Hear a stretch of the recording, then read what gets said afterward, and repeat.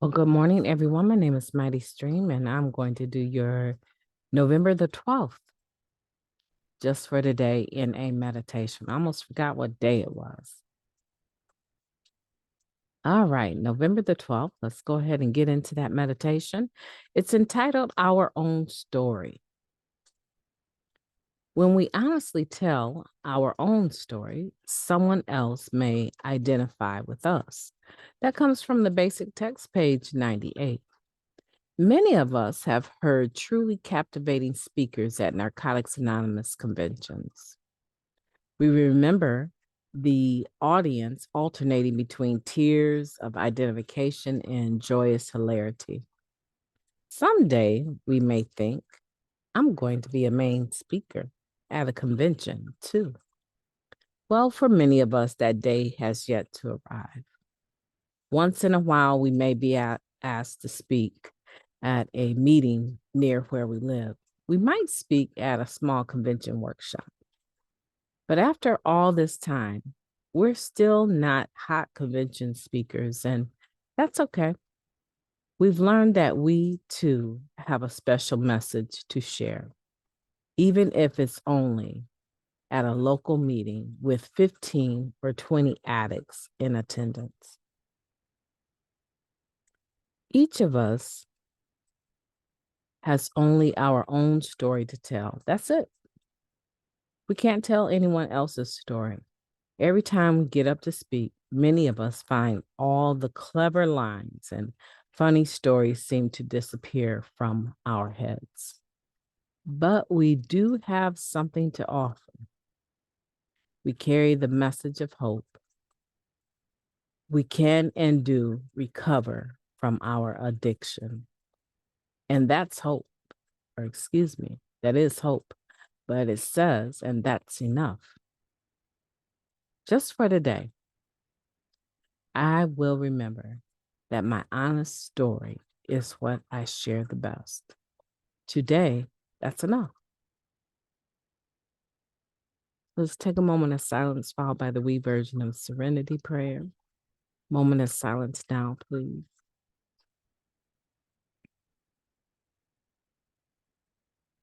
Thank you, God. Grant us the serenity to accept the things that we cannot change, the courage to change the things that we can, and the wisdom to know the difference. Just for today, please and thank you. Well, good morning, everyone. Thank you for joining the podcast today. I'm talking about the Just for Today in a meditation for November the 12th.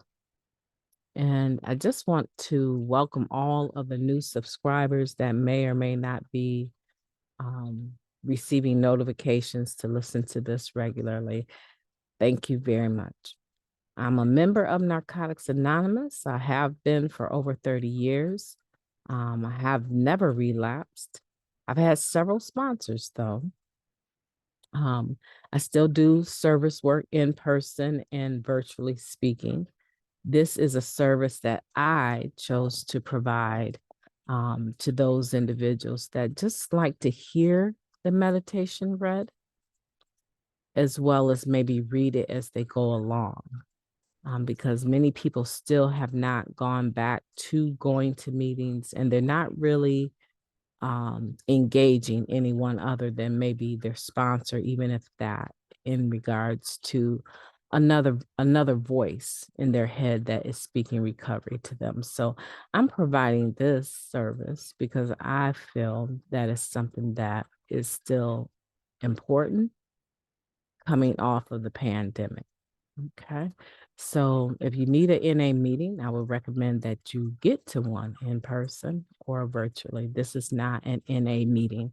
This is an NA member sharing the time that she does her meditation with others. I call this the H.O.O.D Recovery Services. H.O.O.D is an acronym that stands for Hope Offered on Demand. Okay. So we're talking about our own story. And immediately I started thinking about all of the hot shots that were actually going around speaking when I first got into the program. And seemed like every convention I would make, they would be at. And that had a lot more to do with the fact that it was, within a certain radius of conventions that I could drive to. And they, friends with other people on the committee, or in many instances, their story was just that powerful, and people wanted to make sure that they offered that to people coming to their conventions. Um, I also thought, I don't think it anymore because it's not a desire, but I often thought that I would be a speaker at a main convention too. I can count probably on, in 30 years, I can count on two hands the number of times I've been invited to a convention to speak. And on one hand, the number of times that I've done workshops. So it's not something that really happens for the majority of us. People will invite you to their functions to speak oftentimes. But the main message that an addict carries, whether they receive an invitation to speak or not, is their own story that they were able to stop using and stay clean. And some of that, no matter what, right?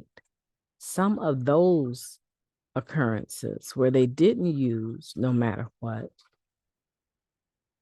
are more powerful than even how they got to the program.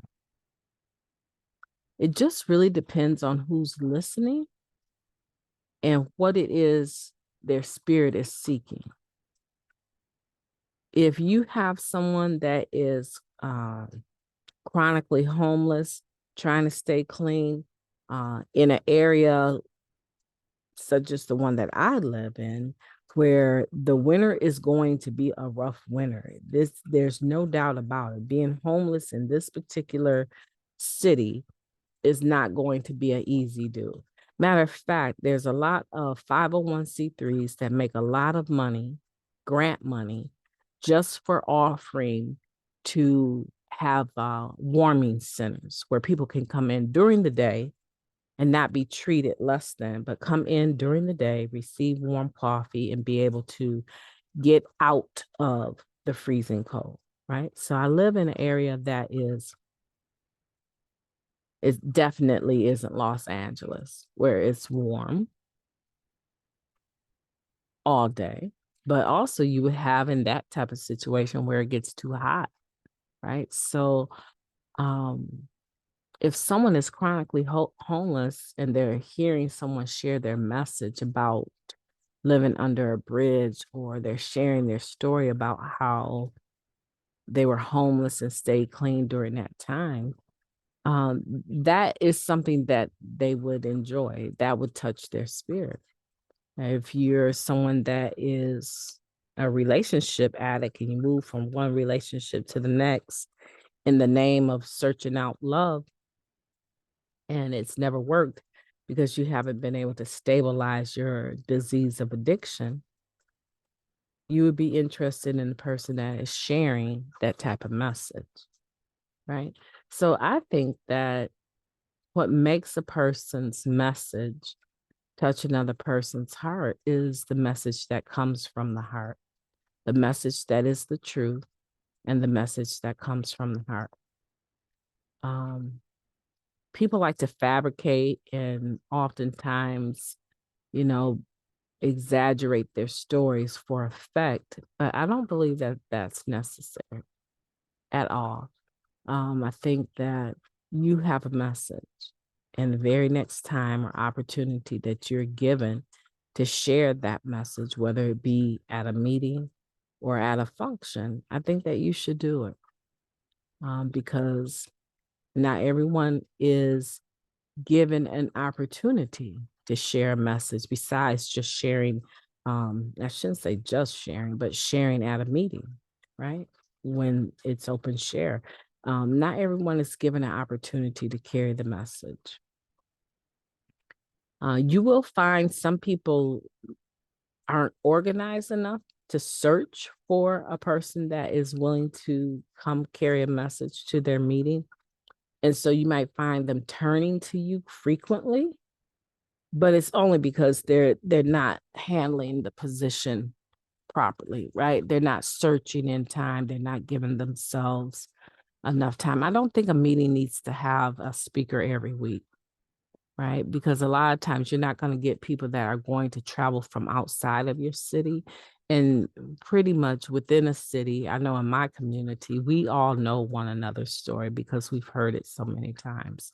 And we do support each other. Like when a person is speaking at a retreat or they're speaking at one of our functions. So a lot of times people show up to make sure that there's some support for when you're sharing, but we've just gotten so used to one another, right? And a lot of times people in charge of the programming for people, getting people to share, they're not stretching themselves. It's kind of like just something that they do. Oh, well, anyone ought to be grateful that we even asked them to share their story. No, that's not the case.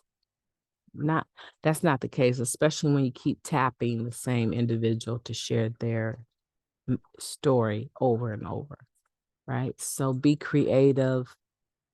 If you're given an opportunity, I would say to do it. And remember that it's the honest story that you will be able to share best. I enjoyed this. There's a lot more to it than I'm going into, but it definitely is a good topic. Hope you have a beautiful day on purpose.